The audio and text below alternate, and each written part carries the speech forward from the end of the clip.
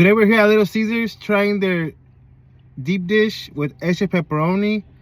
Doesn't look like extra pepperoni, but I mean, let's give it a try either way. Ooh. Take a look at this. It's my favorite pizza from here.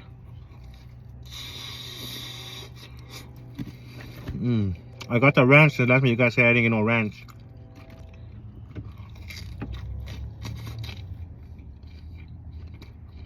It's passable.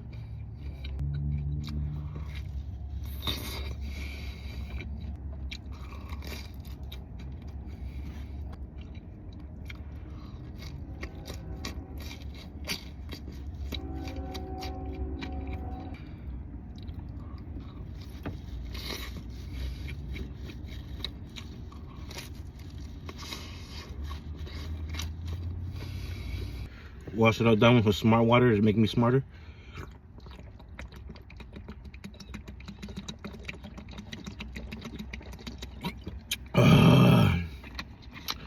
I give Lil Caesars a 9.5 out of 10. Go ahead and give it a try.